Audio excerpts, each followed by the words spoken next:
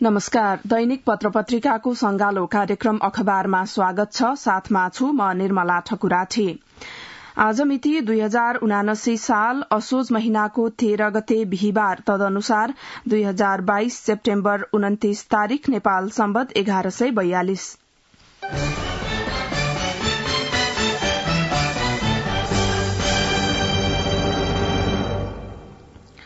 कार्यक्रम अखबारमा पहिलो समाचार लिँदैछौ। गोर्खापत्रबाट बढ़दै उत्तर विधायिकी परीक्षणको अभ्यास शीर्षकमा गोर्खापत्रले मुख्य समाचार बनाएको छ। संघीय संसदको माथिल्लो सदन राष्ट्रिय सभाले उत्तर विधायिकी परीक्षण ऐन कार्यान्वयन मापनको अभ्यासलाई कार्यान्वयनमा ल्याएको छ। उक्त सभाको विधायन व्यवस्थापन समितिले 4वटा विधेयकको कार्यान्वयन मापन पूरा गरेको छ। 2 प्रतिवेदन समितिले सभामा समेत पेश गरेको छ। नेपालको संसदीय अभ्यासमा नयाँ प्रयोगका रूपमा कार्यान्वयन मापनलाई पछिल्लो समय प्राथमिकतामा राखिएको छ। उत्तर विधायिकी परीक्षणमा कानून कार्यान्वयनको अवस्था विधायिकी मनसाय अनुसार कार्यान्वयन भए वा नभएको, राज्यको आवश्यकता र उद्देश्य हासिल हुन सके वा नसकेको अध्ययन गरिन्छ। नियमित रूपमा कार्यान्वयन मापन हुनुपर्ने भए पनि संसदीय समितिहरूले उत्तर विधायिकी परीक्षणलाई प्राथमिकतामा राख्न सकेका छैनन्। विधायन व्यवस्थापन समितिका सचिव मनोज कुमार गिरीले 2वटा ऐन कार्यान्वयनबारे पूर्ण र 2वटाका केही दफा मात्र अध्ययन गरिएको बताउनुभयो। गिरीले भन्नुभयो, हामीले 4वटा ऐन कार्यान्वयनको अवस्था र सम्बन्धित निकायलाई सुझाव समेत दिएका छौं। प्रतिवेदन पनि सदनमा पेश भइसकेको छ। सामाजिक व्यवहार सुधार र संक्रामक रोग नियन्त्रण सम्बन्धी ऐनको पूर्ण अध्ययन भएको छ। 2वटाका केही दफा मात्र अध्ययन भएका छन्। बढ़दै उत्तर विधायिकी परीक्षणको अभ्यास शीर्षकमा गोर्खापत्रले मुख्य समाचार बनाएको छ।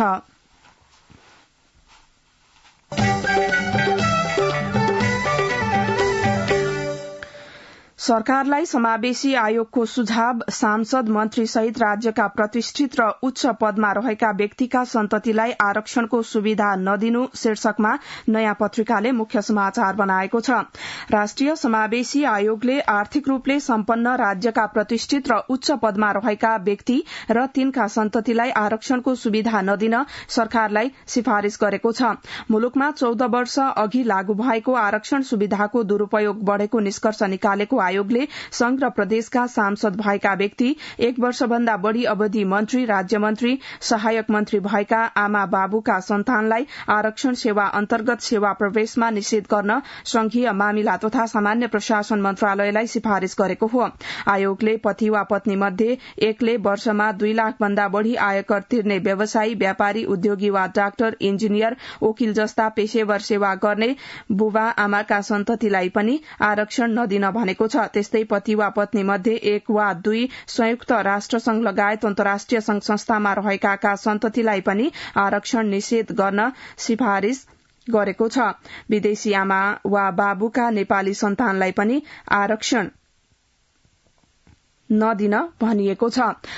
सरकारलाई समावेशी आयोगको सुझाव, सांसद मन्त्री सहित राज्यका प्रतिष्ठित र उच्च पदमा रहेका व्यक्तिका सन्ततिलाई आरक्षणको सुविधा नदिनु शीर्षकमा नयाँ पत्रिकाले मुख्य समाचार बनाएको छ।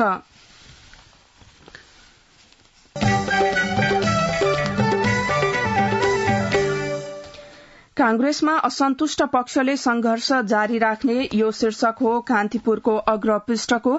आगामी मंगिर 4 मा हुने निर्वाचनका लागि न्यायोचित ढंगले टिकट वितरण हुनुपर्ने भन्दै कांग्रेसमा संघर्ष गरिरहेका नेताहरूले हिजो नेता शेखर कोइराला र महामन्त्री गगन थापासँग छलफल गरेका छन्। सानेपा स्थित कांग्रेस मुख्यालयमा धरना दिएर फर्किएका नेताहरूले अपराह्न नेता कोइराला र महामन्त्री थापालाई भेटेर पार्टीभित्र समान अवसर र न्यायोचित टिकट वितरणका लागि सशक्त अडानसहित भूमिका निभाउन आग्रह गरेका हुन्। कोइराला, थापा र सहमहामन्त्री बद्री पाण्डेले नेताहरू गुरूराज घिमिरे, जगदीश्वर नरसिंह केसी, भूपेन्द्र शाही सहित संघर्षमा रहेका नेताहरूसँग अलग अलग छलफल गर्नु भएको थियो। यस क्रममा कोइरालाले पार्टीभित्र समान अवसर वितरण गर्ने विषयमा आफूले सभापति शेरबहादुर देउवालाई विगतदेखि भन्दै आएको र टिकट वितरणको विषयमा पनि सोही आग्रह गरेको बताउनु भएको थियो। महामन्त्री थापाले आफूले पदाधिकारी बैठकमा संघर्ष गरिरहेको भन्दै बाहिरबाट संघर्ष जारी राख्न आह्वान गर्नु भएको छ। कांग्रेसमा असन्तुष्ट पक्षले संघर्ष जारी राख्ने शीर्षकमा कान्तिपुरले अग्रपृष्ठमा समाचार बनाएको छ।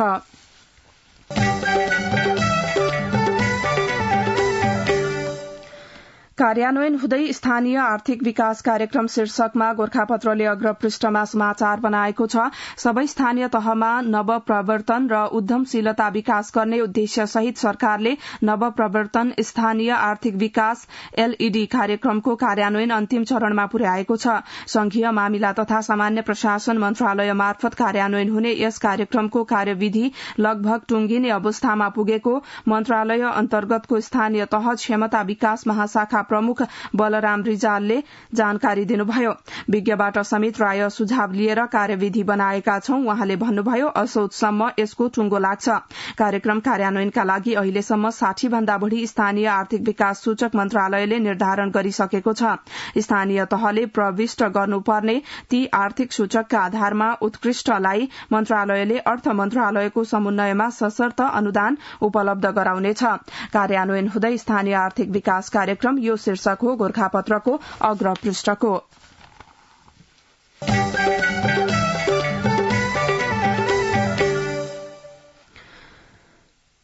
देशभर 60,000 औद्योगिक प्रतिष्ठान 40% मात्रै पूर्ण क्षमतामा सञ्चालन। यो समाचार हो नयाँ पत्रिकाको अर्थ पृष्ठको। देशभर रहेका औद्योगिक प्रतिष्ठान मध्ये 40% उद्योगले मात्र उत्पादन क्षमताको पूर्ण उपयोग गरेका छन्। केन्द्रीय तथ्याङ्क विभागले हिजो सार्वजनिक गरेको राष्ट्रिय औद्योगिक सर्वेक्षण 2076 अनुसार 60% औद्योगिक प्रतिष्ठानको उत्पादन क्षमता पूर्ण रूपमा उपयोग भएको छैन।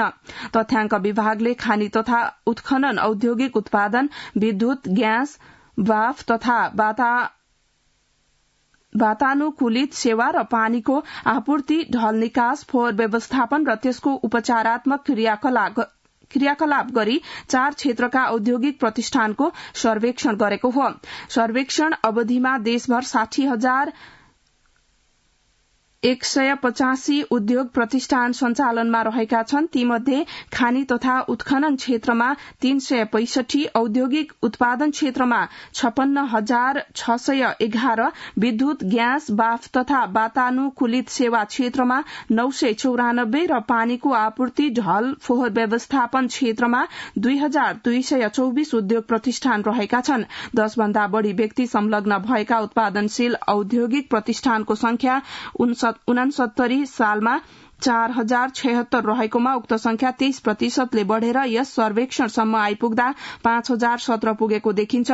यस सर्वेक्षणमा औद्योगिक क्षेत्रका 4वटै औद्योगिक प्रतिष्ठान मध्ये करिब 76% 270 दिन भन्दा बढ़ी सञ्चालनमा आएका छन्। त्यस्तै 19% उद्योग 180 दिनदेखि 269 दिन, 4% उद्योग 90 देखि 179 दिन र बाँकी 1% उद्योग 90 दिन भन्दा कम सञ्चालन भएको अध्ययनले देखाएको छ। देशभर 60,000 औद्योगिक प्रतिष्ठान, 40% मात्रै पूर्ण क्षमतामा सञ्चालन। नयाँ पत्रिकाको अर्थ पृष्ठमा समाचार छ।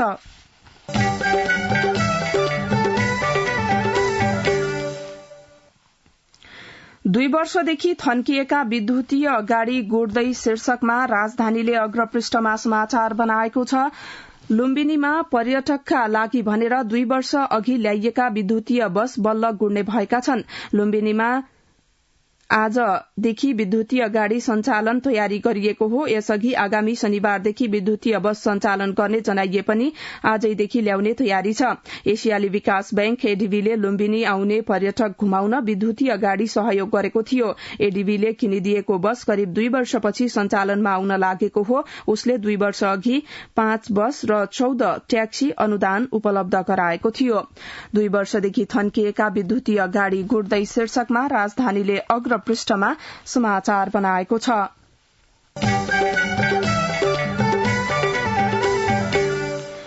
वार्षिक 2 करोड़ खर्च भार दिने राजस्व परामर्श समिति खारेज शीर्षकमा नयाँ पत्रिकाले अर्थ पृष्ठमा समाचार बनाएको छ। सरकारले राजस्व परामर्श विकास समिति खारेज गरेको छ। मंगलबार बसेको मन्त्री परिषद बैठकले यस्तो निर्णय गरेको संचार तथा सूचना प्रविधि मन्त्री ज्ञानेन्द्र बहादुर कार्कीले जानकारी दिनुभयो। मन्त्रालयले नै गर्न सक्ने कामलाई अतिरिक्त संरचना बनाएर काम नगर्ने निष्कर्षमा पुगेकाले समिति खारेज गर्ने निर्णय भएको राजस्व सचिव रामेश्वर दंगालले जानकारी दिनुभयो। उहाँले भन्नुभयो, यस्ता समानान्तर प्रकृतिका संरचनाले राज्यको व्यय भार मात्रै बढ़ाएको देखिन्छ। विकास समिति खारेज गर्नुपर्छ भन्ने विषय बजेटमा समेत आइसकेको अवस्थामा यो समिति कायम राख्नुको औचित्य भएन। मन्त्रालय आफैले यो काम गर्न सक्छ। 3 भदौ 2075 मा अर्थशास्त्री डाक्टर डिल्लीराज खनालको संयोजकत्वमा गठित सार्वजनिक खर्च पुनरावलोकन आयोगले विकास समिति तथा आयोगले राज्यको व्ययभार बढ़ाइरहेको निष्कर्ष निकाल्दै यस्ता संरचना खारेज गर्नुपर्ने सुझाव सहितको प्रतिवेदन सरकारलाई बुझाएको थियो। तर तत्कालीन सरकारले कार्यान्वयनमा लैजानुको साटो प्रतिवेदन नै गुपचुप राखेको थियो। वार्षिक 2 करोड़ खर्च भार दिने राजस्व परामर्श समिति खारेज शीर्षकमा नयाँ पत्रिकाको अर्थ पृष्ठमा समाचार छ।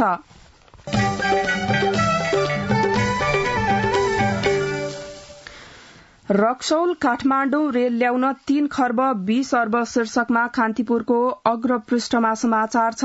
काठमाण्डु रक्सौल रेलमार्ग निर्माण गर्न 3 खर्ब 20 अर्ब रूपियाँ लाग्ने भएको छ। 2076 मा गरिएको प्रारम्भिक अध्ययन अनुसार भने लागत अनुमान 3 खर्ब रूपियाँ थियो। अहिले विस्तृत अध्ययन मार्फत सबै संरचना निर्माणमा लाग्ने खर्च सहितको लागत अनुमान निकालिएको हो। 2078 असोज 22 मा नेपाल र भारत सरकारका उच्च अधिकारी बीच भएको समझदारी पत्र MOU अनुसार अध्ययन अघि बढ़ाइएको थियो। रेल विभागका महानिर्देशक रोहित विशुरालका अनुसार फिल्ड सर्वे सकिएको छ। फिल्ड सर्वे र रिपोर्ट तयार पार्न 18 महिनाको समय दिइएको हो। उहाँले भन्नुभयो, फिल्ड सर्वे सकियो, अब 6 महिनाभित्र रिपोर्ट तयार पार्छौं। रक्सौल काठमाण्डु रेल ल्याउन 3 खर्ब 20 अर्ब रूपियाँ शीर्षकमा कान्तिपुरले अग्र पृष्ठमा समाचार छापेको छ।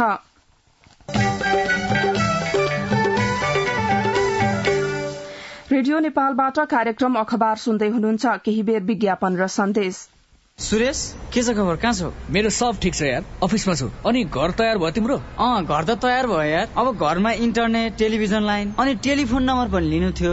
अब तिमी नै छौ यहाँ नेपालमा पाइने सुविधाको बारेमा जानकार भएको। म त 15 वर्ष भयो यार देशबाट टाढा भएको। सजेस्ट गर न यार, कुन राम्रो होला?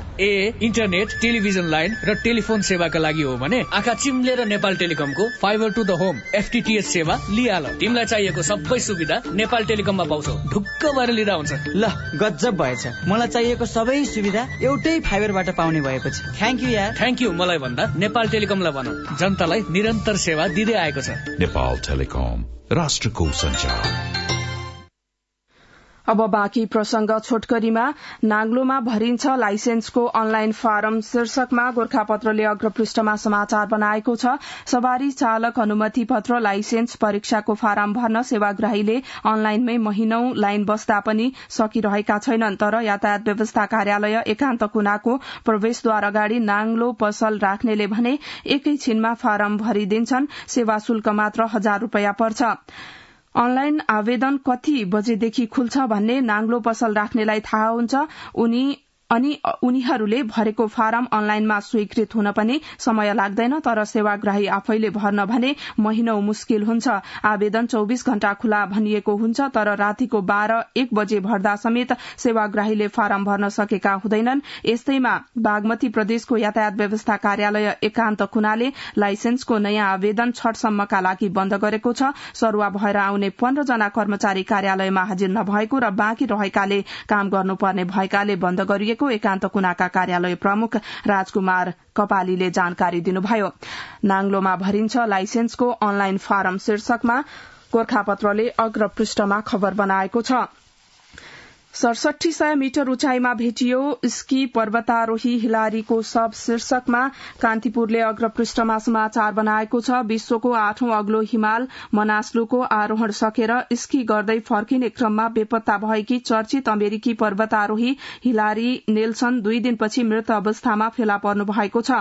15 वर्षदेखिका स्की सहयात्री जिम मरेसिनसँग 49 वर्षीय हिलारी मनास्लु आरोहण सकेर फर्किने क्रममा सोमबार बिहान हिम खाडलमा खस्नु भएको थियो।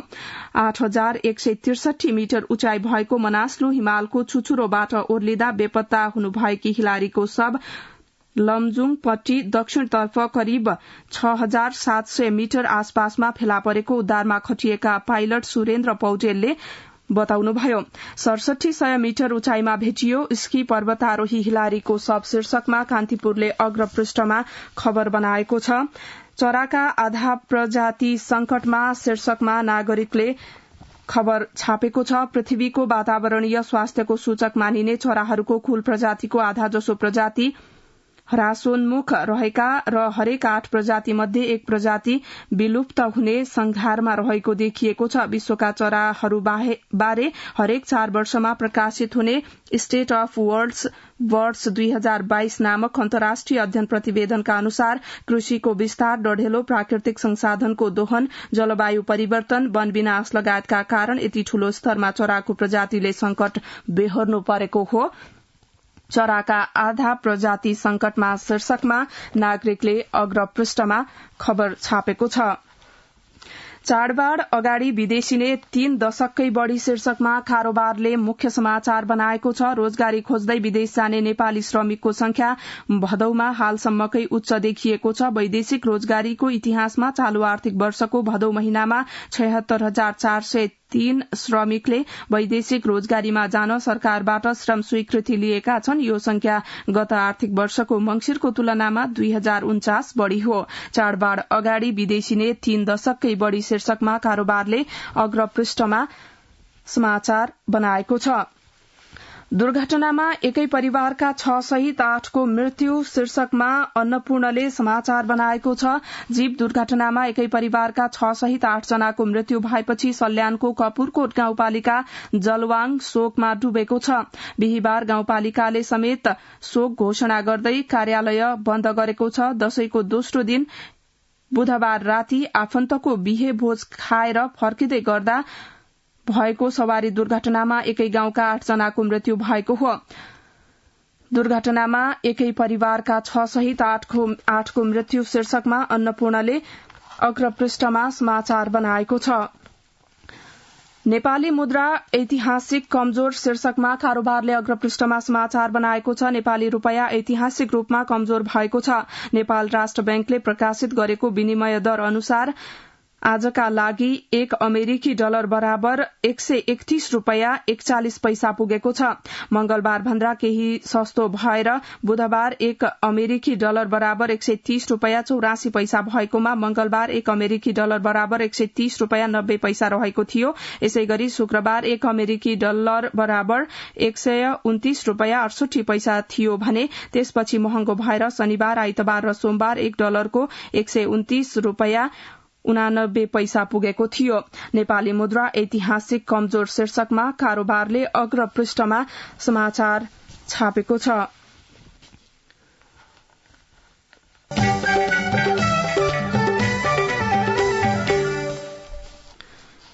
अमेरिकी मन्त्री केनेडी काठमाण्डुमा शीर्षकमा नागरिकले अग्रपृष्ठमा समाचार बनाएको छ। ग्लोबल पब्लिक अफेयर्स सम्बन्धी अमेरिकी कार्यवाहक सहायक विदेश मन्त्री एलिजाबेथ केनेडी टुडेउ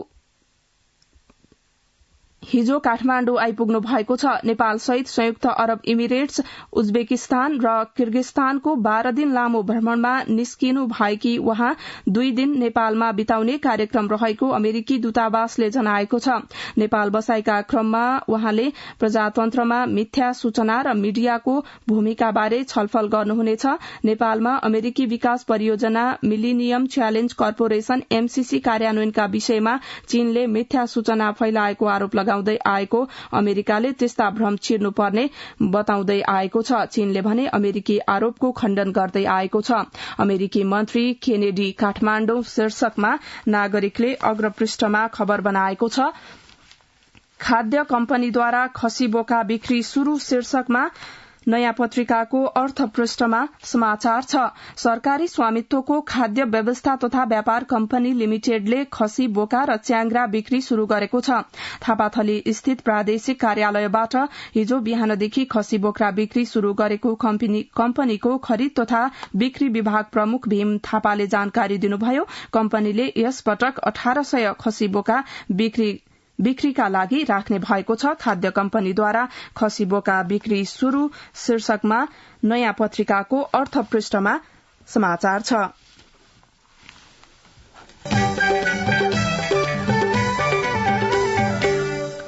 अब सम्पादकीय महासभामा नेपालको प्रतिबद्धता शीर्षकमा गोरखापत्रले सम्पादकीय बनाएको छ। नेपालको परिचय विश्वमा शान्तिप्रिय राष्ट्रका रूपमा कायम रहेको छ। विश्व राजनीतिक मञ्चमा नेपालले विश्व शान्ति तथा मानव अधिकार जस्ता विषयलाई प्रधानता दिँदै आएको छ। अमेरिकाको न्यूयोर्कमा जारी 77औं राष्ट्र संघीय महासभामा नेपालले विश्व शान्ति, राष्ट्रिय सार्वभौम सत्ता, क्षेत्रीय अखण्डता, कोविड-19 विरूद्धको लड़ाई, निशस्त्रीकरण, सैन्य होडबाजीको अन्त्य जस्ता विषयलाई प्रमुख प्राथमिकता दिएको छ। यी विषयले समकालीन विश्वलाई प्रत्यक्ष रूपले प्रभावित पारिरहेका छन्। नेपालले ती सबै समस्या शान्तिपूर्ण, सहकार्य र समन्वयात्मक ढंगले समाधान होस् भन्ने चाहन्छ।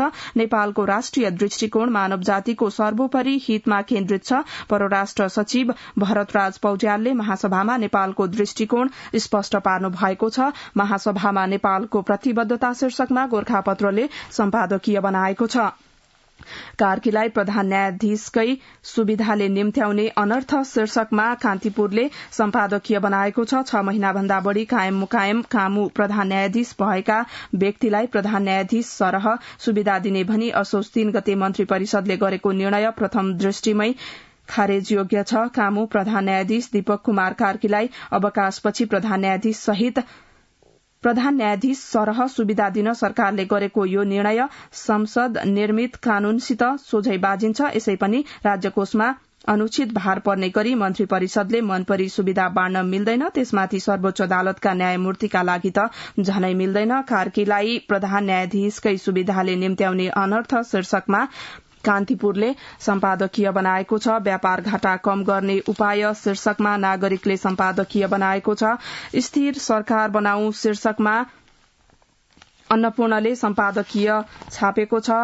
यस्तै जलविद्युत विकासमा फड्को शीर्षकमा कारोबारले सम्पादकीय बनाएको छ। राजधानीले सामाजिक चेतनामूलक अभियान जरूरी शीर्षकमा सम्पादकीय बनाएको छ भने अनुशासनको संस्कार शीर्षकमा नेपाल समाचार पत्रले सम्पादकीय बनाएको छ।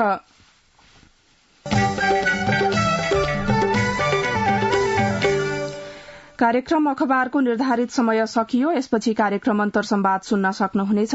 हवस् त, नमस्कार।